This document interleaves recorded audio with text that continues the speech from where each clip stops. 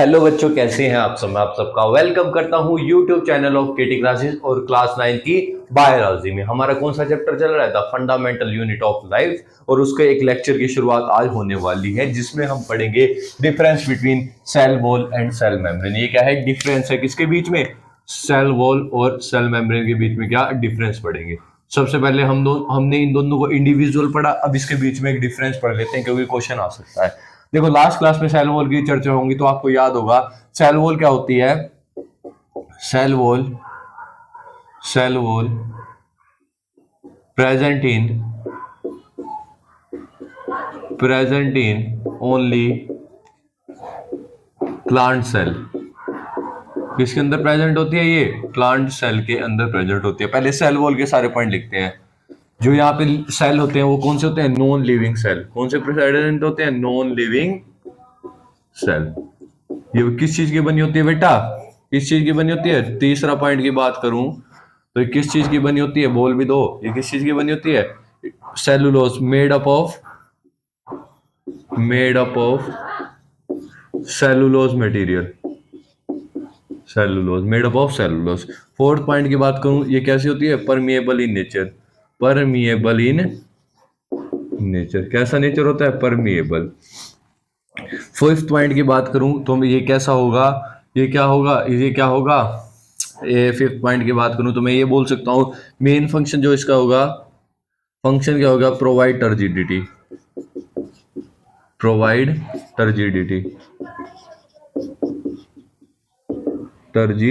और भी कह सकते हैं, सिक्स पॉइंट ये भी बोल सकते हैं, it present outside the plasma membrane. ये भी हम बोल सकते हैं। ये सारी बातें थी सेल वॉल की। अब सेल मेम्ब्रेन पे या फिर क्या प्लाज्मा मेम्ब्रेन, दो नाम है इसके। Plasma membrane. पहला पॉइंट क्या है? सेल मेम्ब्रेन प्रेजेंट इन, दोनों में प्रेजेंट होती है बेटा जी, हमने पढ़ा है। Cell membrane present in both plant and animal cell, दोनों में ही प्रेजेंट होगी। ठीक है। दूसरा पॉइंट में ये लिख सकता हूं, यहाँ पे कौन से प्रेजेंट होते हैं? Living cell. तीसरा पॉइंट ये लिख सकते हैं, मेड अप ऑफ किस चीज की बनी होती है? ये made up of protein and lipids. Protein और लिपिड्स की बनी होती है। फोर्थ पॉइंट क्या कहते हैं? ये क्या होती है? Semi permeable in nature.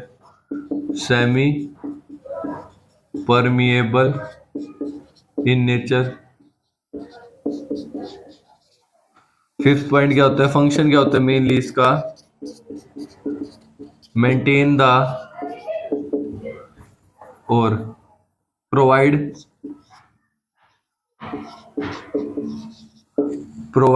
Constituency to